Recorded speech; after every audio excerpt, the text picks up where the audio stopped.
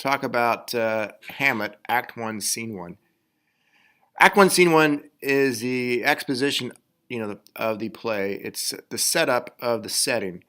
And what we have in the setting is we have some guards on the castle walls of Elsinore. And Elsinore is in Denmark. It's located in northern Denmark on the coast of the North Sea. Beyond that, it's nighttime. The scene starts at 12 o'clock, midnight, with the changing of the guard, and it's in winter, and it's cold. Have you ever been to Denmark on the North Sea? Been to Elsinore, which I have. If you stand on the walls of the castle, the wind comes off that sea, and it's pretty cold. It's almost like being in Skagway in the winter. So, and you have these guards setting, and the guards are jumpy. When the actual play starts out, we have this series of interchanges. Bernardo, who's there? Nay, answer me. Stand and unfold yourself. Bernardo, long live the king. Bernardo, yee.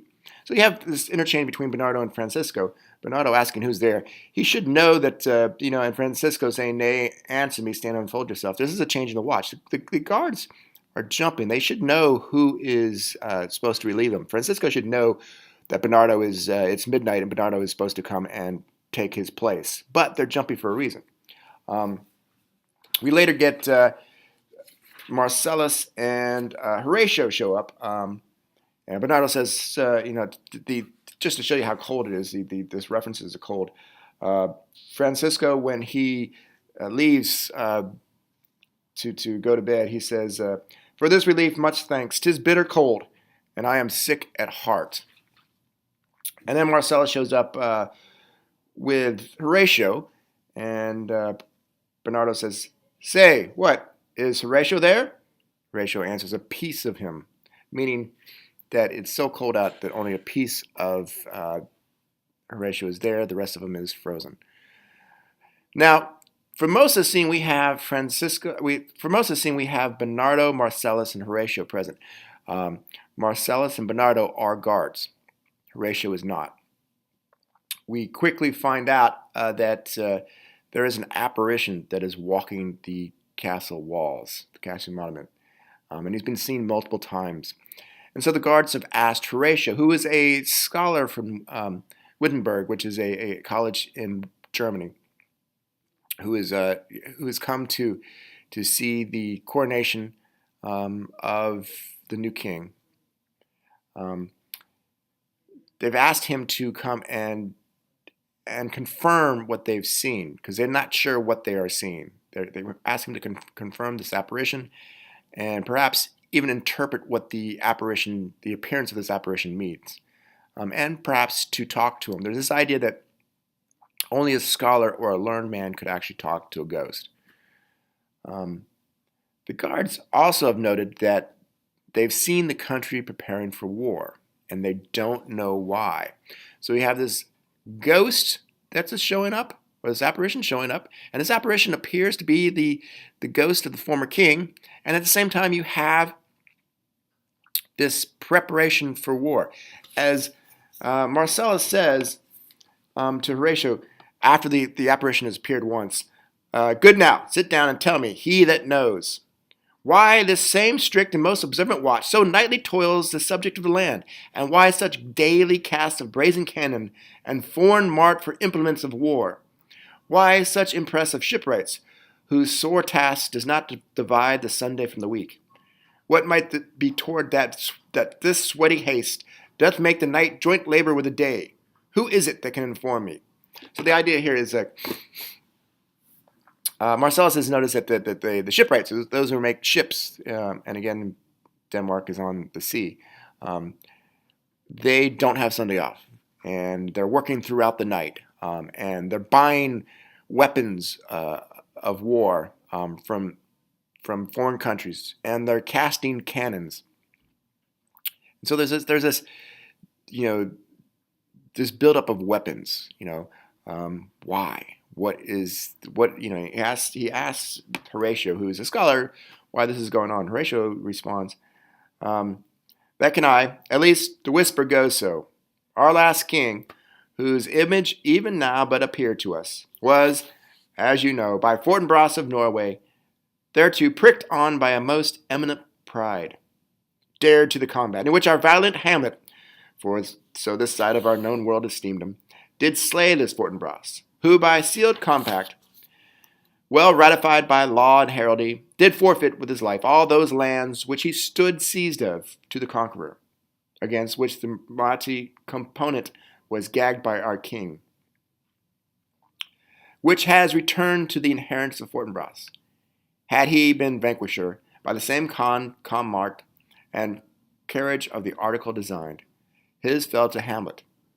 Now, sir, this young Fortinbras of unimproved metal, hot and full, hath in the skirts of Norway here and there sharked up a list of lawless resolutes for food and diet to some enterprise that hath a stomach in it, which is no other, as it doth well appear unto our state, but to recover of us by strong hand in terms compulsatory those foresaid lands so by his father lost. And this, I take it, is the main motive of our preparations, the source of this our watch, and the chief head of this post haste and rummaged in the land. So what you have here is this backstory. This backstory is really important for Hamlet. That old Hamlet, the king, perhaps the ghost is walking the walls, dared to had a combat with the former king of Norway, and it's a one-on-one combat, which happened sometimes in those days, as ways to save men, from war. It's like all-out battle, and these two men fought, and they had this agreement that whoever won or whoever lost would give up some of their country's land to the winner.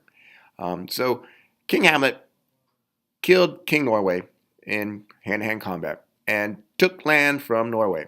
Now, what you have is Fortinbras' son. Fortinbras was the old king of Hamlet, young Fortinbras, who wants revenge for his father's death and wants those lands back that his father lost to old King Hamlet, now that King Hamlet's dead. And what he's done is he's come up with this sort of lawless army, this army of recruited an army of people who are willing to fight for almost nothing, for food. And this is the reason why Denmark is prepping for war, because they are prepping for an invasion from young Fortinbras. Now, this is the backstory. The question goes on from here is why is this ghost that appears to be the old king of Hamlet walking the walls? Well, there's a couple of possible reasons given by Horatio.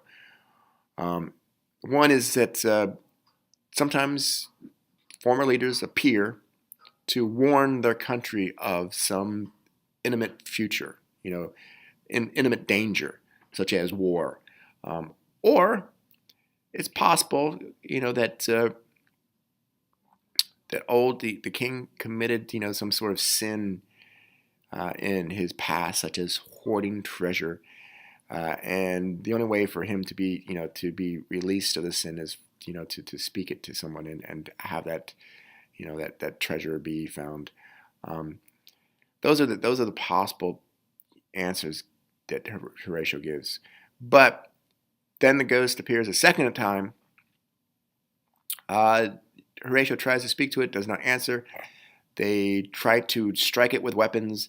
The cock crows and it disappears. The cock is of course the bird of the morning. And then they decide, well, perhaps it won't speak to us. Perhaps it'll speak to Hamlet. So that we need to go and tell Hamlet that we've seen this ghost. And so that's what happened. So this is just this first scene is all exposition. It's setting up this atmosphere, this sort of a ghost story about and these questions. Why is this ghost walking around? What is this ghost doing here? Why are we prepping for war? But it also sets up this Norway and Denmark, young Fortinbras, Hamlet. These other questions about what are these two sons doing? You have like young Fortinbras, who's not in the play much, but he's extremely important. He has this important backstory. What happened between Fortinbras and King Fortinbras and King Hamlet. Who's at fault for what's going on in Denmark? Was old Hamlet a warmonger? So there's a lot of these questions that you need to keep in mind as we continue. Okay, so take that, and I will talk to you again. Bye.